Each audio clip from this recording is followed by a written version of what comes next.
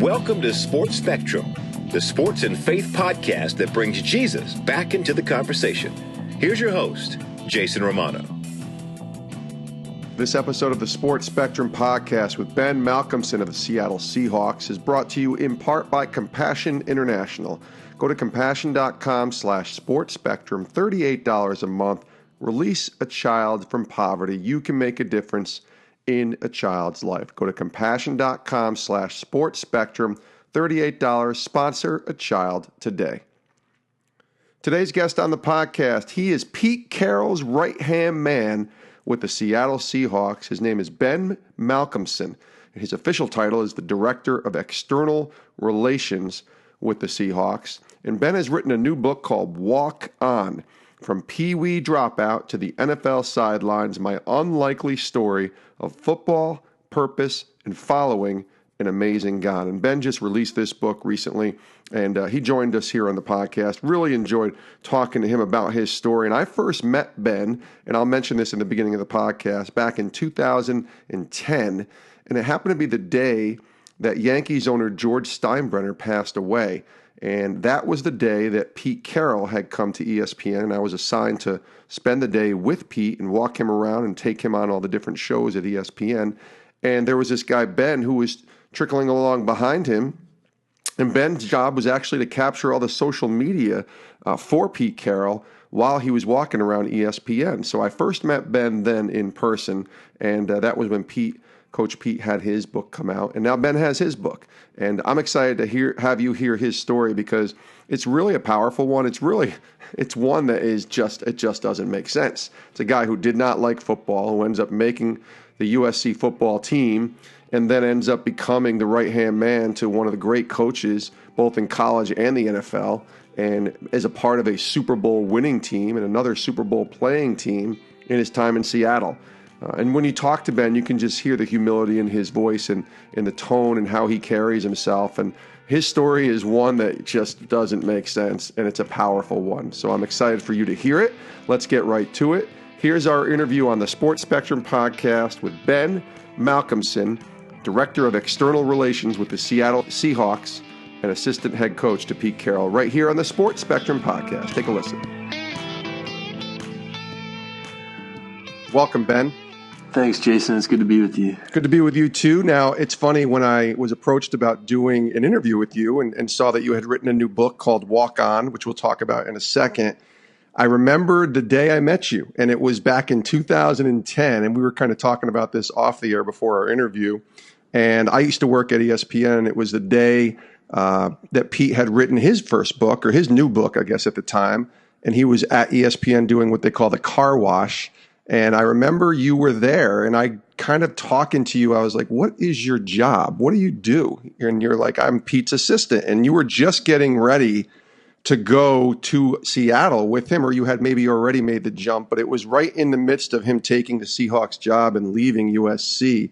I wonder, I'm not going to ask you what your memories of ESPN are that day, although you may want to share those, but it was more about the timing of when you and I first met, where you were in your journey. Now, it's 8 years ago. That's crazy. Where you were in your journey at that time. Yeah, that's crazy. That was 8 years ago because it feels like it was a couple weeks ago. But yeah, it was right in that transition when Coach Carroll left USC and took the job with the Seahawks, and his book came out that time. And I was with him on his kind of book tour then, and going around the country to East Coast and West Coast. And we were fortunate enough to get that day at ESPN, the car wash day. And it was just unfortunate circumstances and just tragic that was the day that George Steinbrenner passed away. That's right.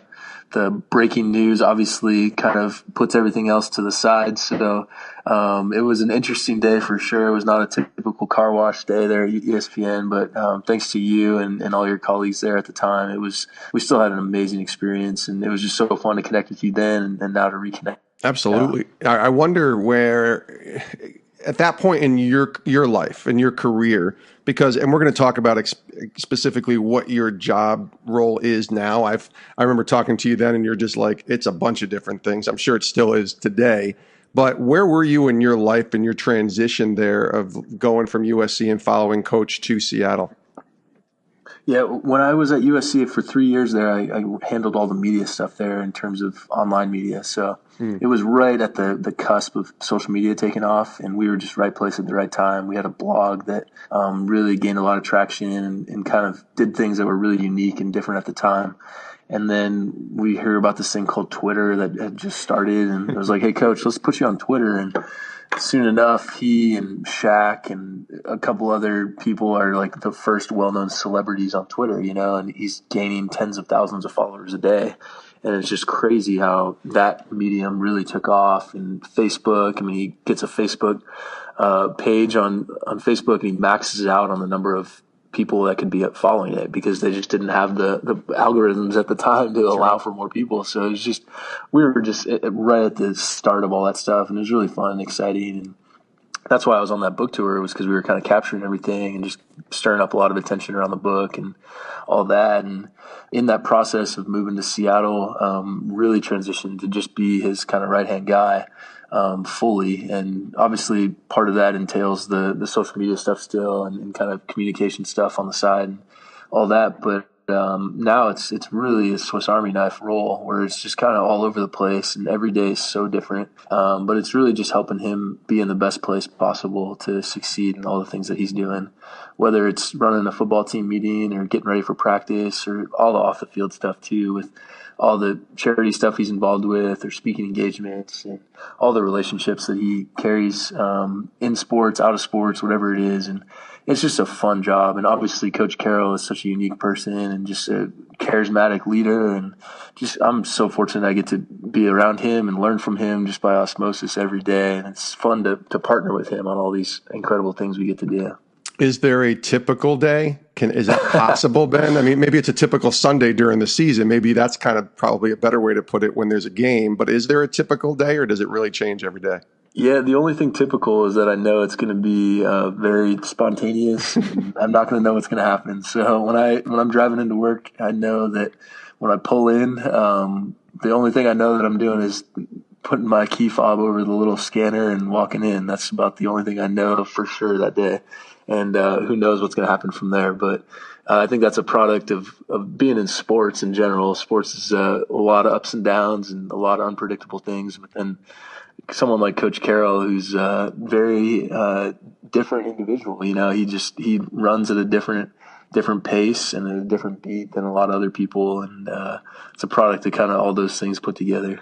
Well, it's been 8 years now you're with him, which is, like you said earlier, kind of crazy. And you're a part of Super Bowls, got to be a part of 2 Super Bowl teams and 1 winning Super Bowl team. And it's been obviously a fun ride. And we'll talk a little bit about that ride in a second. But for football, for you, when we go back, and I like to go back on this podcast and sort of talk about where the journey began.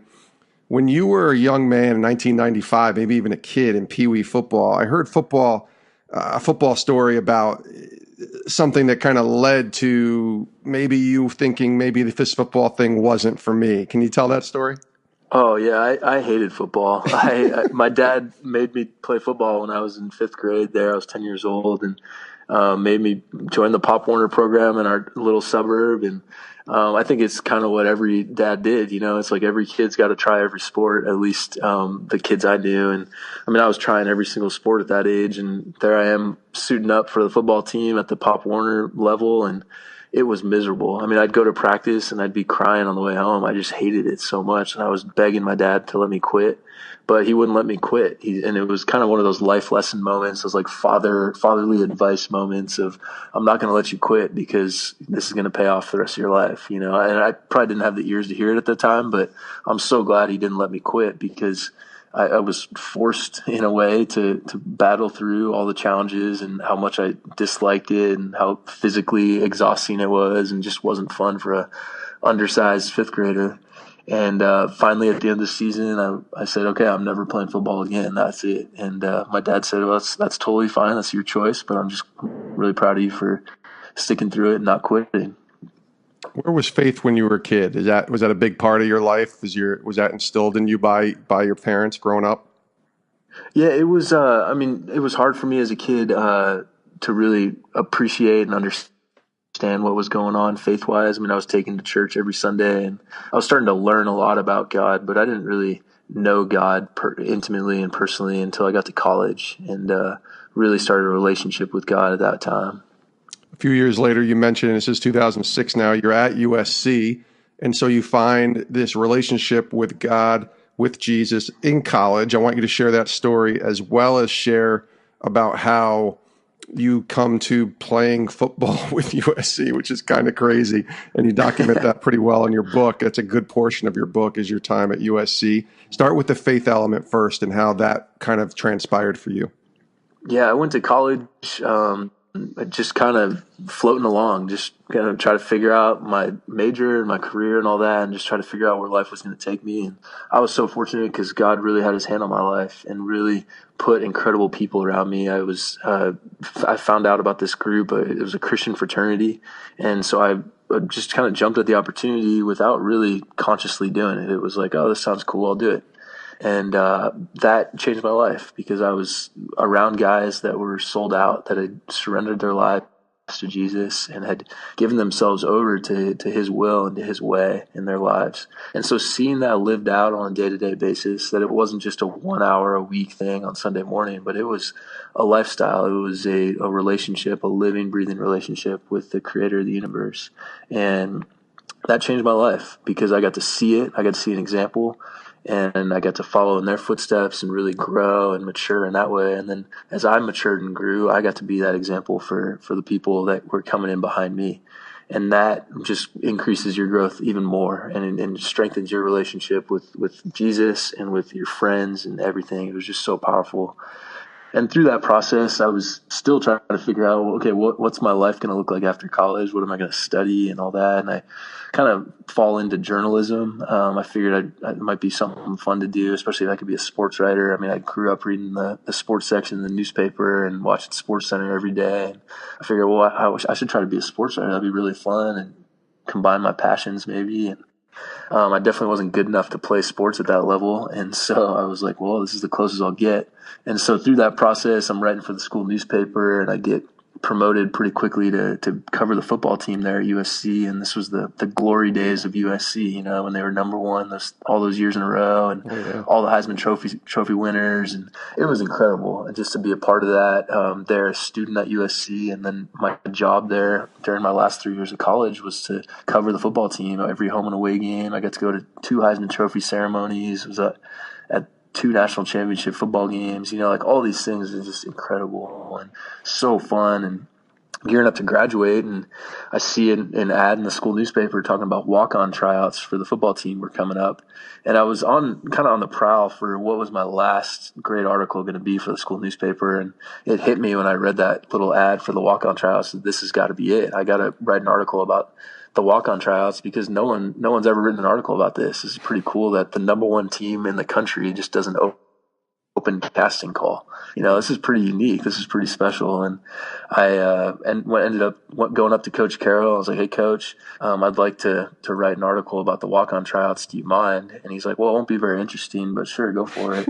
And so I go through the tryout, and I mean, I get my butt kicked. I mean, I hadn't played football since 5th grade. I was 165 pounds. I was only out there to write an article and going through agility drills. I mean, I'd never run a 40-yard dash in my life, and there I was. You know, it's like what you see on TV, like Rich Eisen, you know, there I am, just the guy who's never run a 40-yard dash before.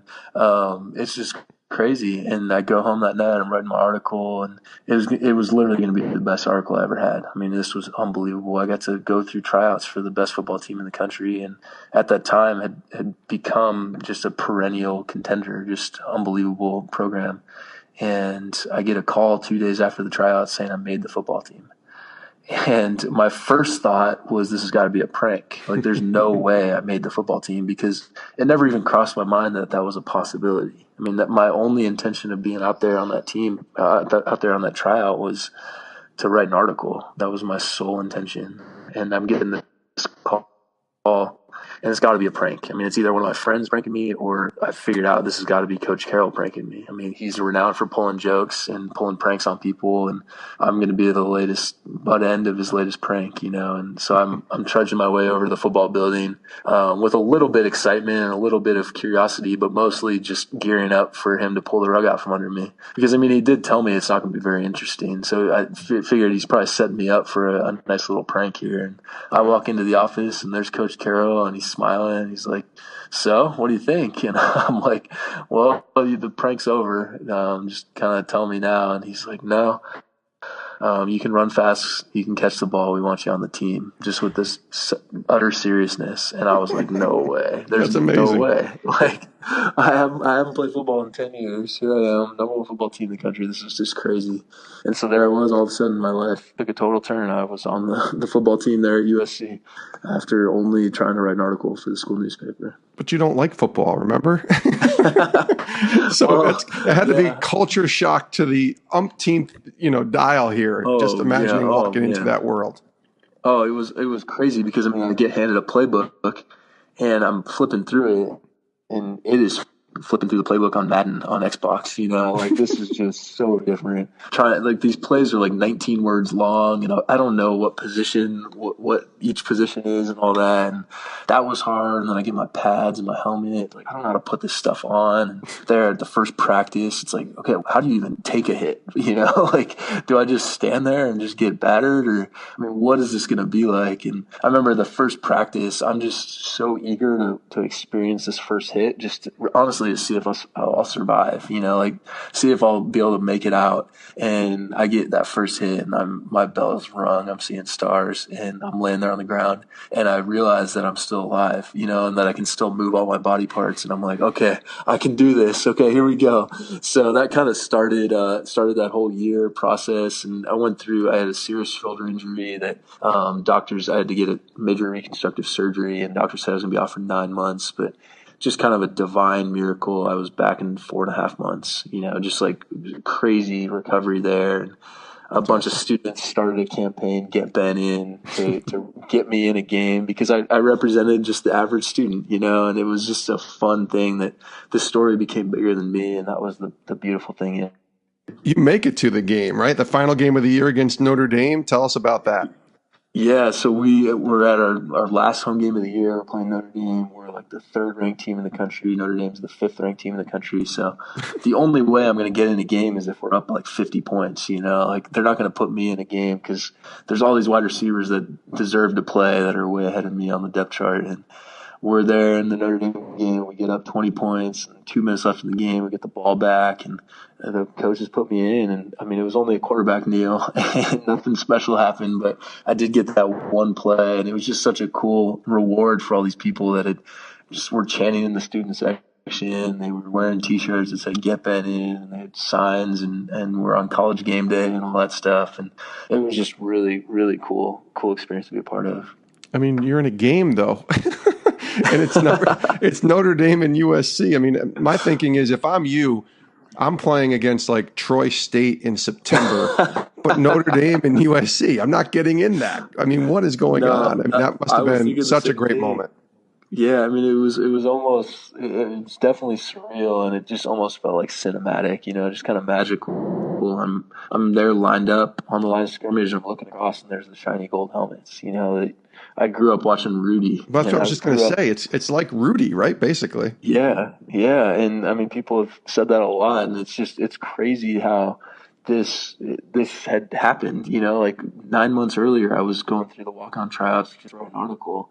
Just some crazy harebrained idea I'll write an article about the Walkon tryouts, and here I am 9 months later, lined up on the line of scrimmage, wearing a USC uniform, helmet, looking across, looking at the gold shiny helmets that I grew up watching on TV every Saturday afternoon. It's just crazy. We're talking to Ben Malcolmson here on the Sports Spectrum podcast. His new book is called Walkon: From Pee Wee Dropout to the NFL Sidelines, My Unlikely Story of Football, Purpose, and Following an Amazing God. You talked about coming to know Christ in college at USC and really developing a deeper relationship with him. And as followers of Christ, we're called to live out that faith. We're called to go and make disciples and go tell others about him. There's a great story in the book about the Rose Bowl and how you took that sort of boldness as a follower of Christ to another level, and it didn't exactly work out the way that you thought it would. Can you share that story with us? Yeah, well, the genesis of that actually goes back several months before the Rose Bowl. Almost the moment I found out I was on the team, I had this deep sense that I was there for a purpose. You know, that God had me on that team for a reason and a calling, and I couldn't wait to see what it was. So I was pressing into that from day one, just trying to figure out and just pray. And God, what am I here for? Like, what is my reason in being on the team? Because I had a sense that it was deeper than just putting on pads and going through practice and all that stuff. So I was pressing into it, and I get an idea that we should start a Bible study for the team, that everyone on the team should get a Bible. Can we edit that? Yeah, just pick it up. Okay, cool. So I was pressing into that, and I had an idea that we should start a Bible study for the team. And so I told all my teammates about it, and the time comes for our first Bible study, and no one showed up. So obviously I was discouraged and just doubting my purpose, you know, like, God, why am I on this team? What is my purpose in being here? Because obviously it wasn't for a Bible study. So then a couple weeks, maybe a month or so later, I get another idea that I'll start a prayer group for the team. And so I told all my teammates about this prayer group, and we were going to pray together the day before every game. And this was going to be a pretty cool way to share the light with my teammates. And the time comes for our first prayer group, and again, no one showed up. It's just me sitting in the room. And so I'm again defeated, discouraged, questioning my purpose. And it was really hard. I mean, I was battling just a lot of discouragement at that time, because I had this sense that I was there for a purpose, but I was totally missing it. And it was really challenging.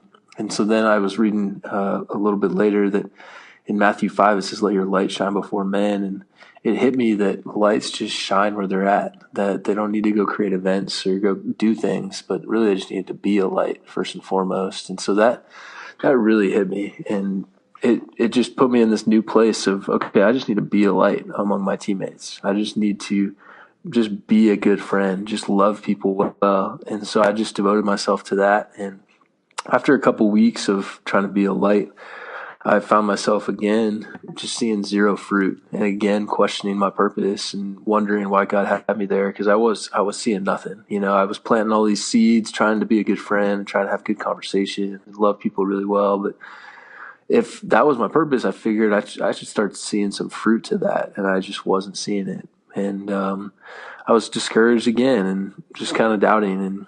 And at this point, we're already towards the end of the season, and we get chosen to play in the Rose Bowl on January 1st. And a couple weeks before the game, I was reading Isaiah 55, and it says, if his word goes out, it does not come back empty.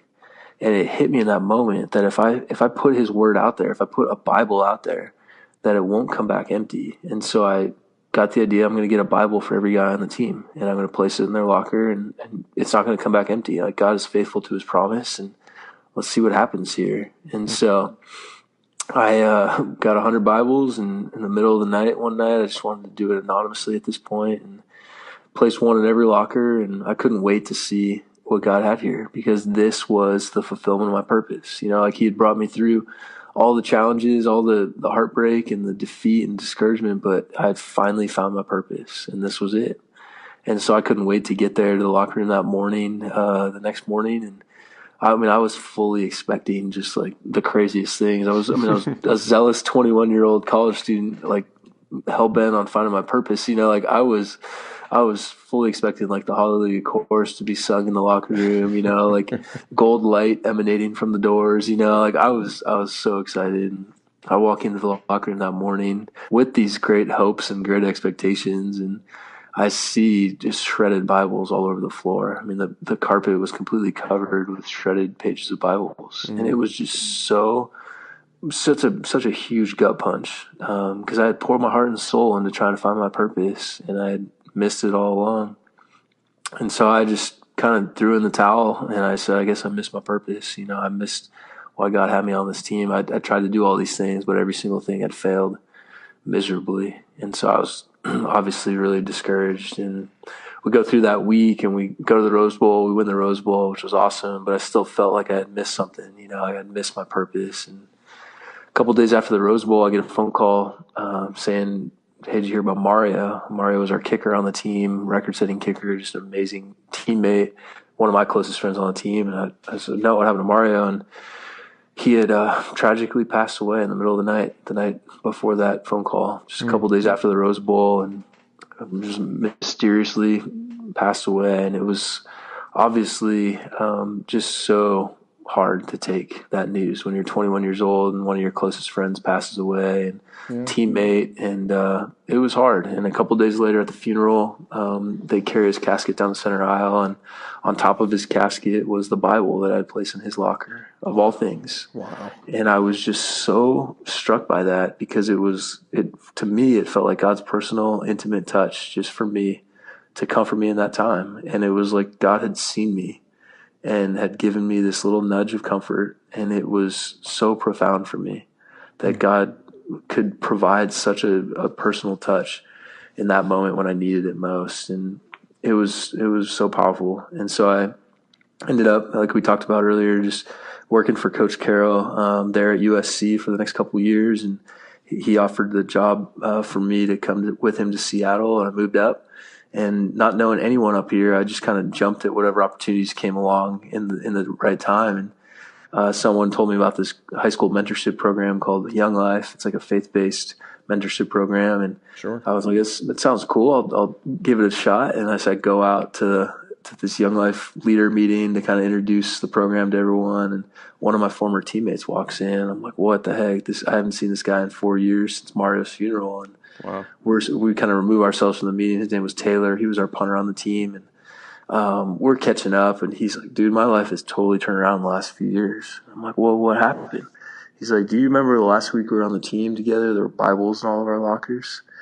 And my heart dropped, because, I hadn't thought about these Bibles really since Mario's funeral, and just kind of forgotten about that specific moment in time. And I just played dumb in the moment. I was like, yeah, I kind of remember those. I don't know. And he starts telling me that he grew up in a Christian home and grew up going to church and Christian parents. And when he went to college, he just decided he wanted to live his own life, and turned and kind of ran from the faith for the time being, and just did his own thing in college. And so he saw a Bible in his locker that day, and he was kind of confused, like, who's trying to shove religion down my throat right now? And threw his in the back of his locker and didn't really want to think about it much. And he's going out to the practice field that morning, and he thinks he's the last one to leave the locker room, and there's a voice in the back corner of the locker room going, what is this?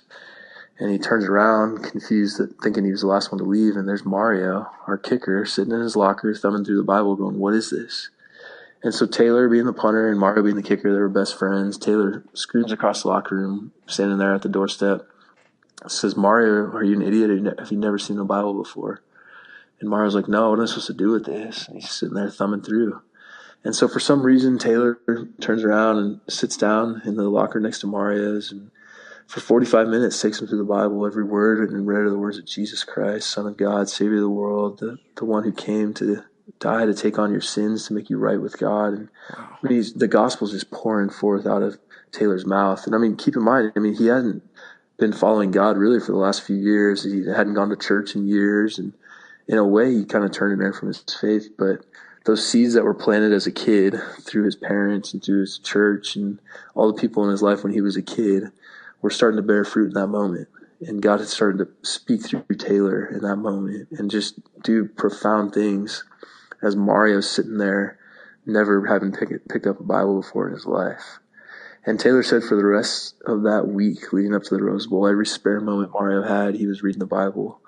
He couldn't get enough. He's either reading the Bible or asking Taylor questions about Jesus, about God. And it was just an incredible chain of events that when Taylor got that same phone call that I did, that Mario had passed away, everything came into crystal clear focus for Taylor. He saw the power of God, the mighty hand of God, the grace of God, the love of God to reach Mario just in the days before he was going to pass away. And Taylor sees all this and just on the spot recommits his life to Christ and turns his life around in the moment, because he experienced God in such a real, deep way. And of course, Mario had encountered God in an incredible way just days before he passed away. And started a relationship with God and goes to heaven, because of that. And Taylor's telling me the story. I'm on the verge of tears. And He's like, isn't that the crazy story? I'm like, yeah, it's even crazier because I was the one that put the Bibles in the locker. And I thought I had totally failed. Oh my And gosh. so it's just only our God can do something like that. That only our God can line up all those events, all those incredible, impossible events, so that he could save one person just before he passes away and then turn someone else's life around. And I mean, think of the people listening to this right now, the encouragement that they're feeling, the hope that they're feeling, the knowledge that God has them on a journey for a purpose, that nothing's wasted with God, that God is always at work, that he has an incredible calling for each one of us, and it's real, and that is our God. Yeah, and even when there's frustration, to persevere through it, because you don't know when those seeds are gonna bloom, and you just don't know that until, maybe you'll never know that on this side of heaven. But the neat thing is you got to kind of know that. Even if it took a little while on how this all came about. Such a great story. We're talking to Ben Malcolmson here on the Sports Spectrum podcast. His new book is called Walkon, From Pee Wee Dropout to NFL Sidelines, My Unlikely Story of Football Purpose and Following an Amazing God, which he is. I'd be remiss if we didn't at least ask you real quick, because we have just a couple of questions left here, on your favorite Pete Carroll story. I mean, you've been with the guy now for a long time, over 10 years, over a decade. Give us a good Pete Carroll story that kind of gives us a snapshot of who he is. Oh man, I wish we had a couple hours here, but True. He's one of a kind, and he is a kid at heart. I mean, obviously you see the stuff on the sidelines where he's jumping around, bouncing around. He's so full of energy, just so full of life, and it's just so fun to be around someone like that, because it rubs off on you. It can't help but not to, and it's just so fun. But what I love about him is that behind closed doors, just in the office and just around the building, I mean, he's a kid, and we have these little scooters in the office, and he'll be like, oh, let's race. And he wants to do scooter races around the office, just like we have a few minutes before a meeting. It's like, okay, let's go on a scooter race, and he's like timing people and going around corners. Feel like he's going to like cut someone's head off, just like, holy cow, this guy is how old is this guy? 66.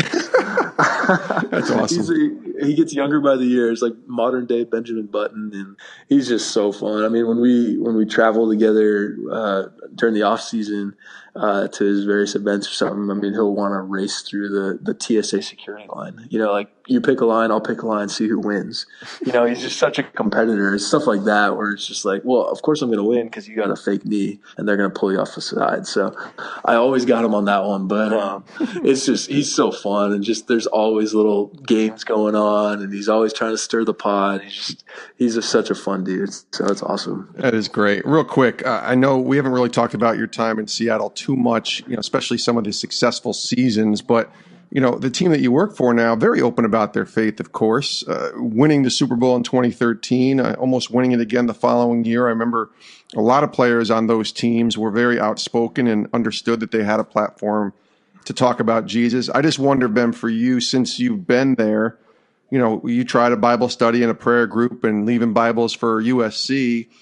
What kind of, maybe in a quick couple of minutes here, has transpired for you to be able to be open about your faith with the Seahawks?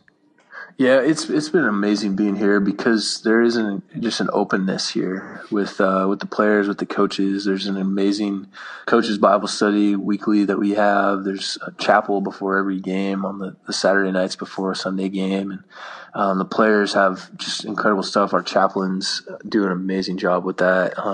The cool thing, though, and I think this story kind of speaks to that I just shared, is we don't see the fruit of it often in the moment. Like it takes us a little while to see the fruit, if even the chance to get it on earth. Like you mentioned, like sometimes we won't see it till we get to heaven. So I feel like I'm in the midst of that right now. Like we're doing a lot of things that just trying to be a light and trying to love people well and trying to contribute to the fellowship here and include more people in it and all that. But I don't think we're going to see the true fruit of it until way down the road, if not in heaven. He is Ben Malcolmson, Seattle Seahawks Director of External Relations, of course. That's the title, but really the assistant to head coach Pete Carroll with the Seahawks, and author of the new book, Walkon, From Pee Wee Dropout to NFL Sidelines, My Unlikely Story of Football Purpose and Following an Amazing God. It's out now everywhere books are sold. You won't be disappointed in reading this book, I promise you that. Ben, thanks for joining us here on the podcast. Really appreciate you, and hopefully we'll connect again in person. It's been too long. Yeah, thank you so much, Jason. It's so good to be with you, and God bless you and your ministry here. This is incredible what you do. And we do thank Ben Malcolmson, Seattle Seahawks Director of External Relations, and of course the assistant to head coach Pete Carroll for joining us here on the Sports Spectrum podcast. Really loved his stories. I mean, coming from USC and what he was able to do at USC, and then now to be writing a book about his time, his purpose, following an amazing God. I love the story. The book is called Walkon. Again, it's available everywhere books are found, including Amazon, anywhere you can find books. Check it out. Ben Malcolmson. The foreword is written by Coach Pete Carroll. Again, the book is called Walk-On, From Pee Wee Dropout to the NFL Sidelines, My Unlikely Story of Football Purpose and Following an Amazing God. We thank Ben Malcolmson for joining us here on the podcast. We also thank you for listening, and we thank Compassion International for sponsoring this podcast. Go to compassion.com/sportspectrum. For $38 a month, you provide food, education, vocational training, all done in the name of Jesus. You release a child from poverty and give that child a hope. You can make the difference. Go to compassion.com/sportspectrum. Again, it's $38. You go to the website, you pick the child, you pray about it, of course, then pick the child that you want to sponsor, and boom, you're connected to them. And for $38, you are releasing this child from poverty. 1.8 million children have been released from poverty through the great work being done at Compassion International. Go to compassion.com/sportspectrum and sponsor a child today. Thanks so much for listening to this podcast. You can email me, jason@sportspectrum.com. You can also reach us on Twitter, Instagram, and Facebook as well. Take a screenshot of this podcast if you liked it. Share it with your friends. Share it with your followers on social media. Let them know about the intersection of sports and faith and the stories that we're telling here at Sports Spectrum. Thanks so much for joining us, and we'll see you next time right here on the Sports Spectrum podcast. Have a great day.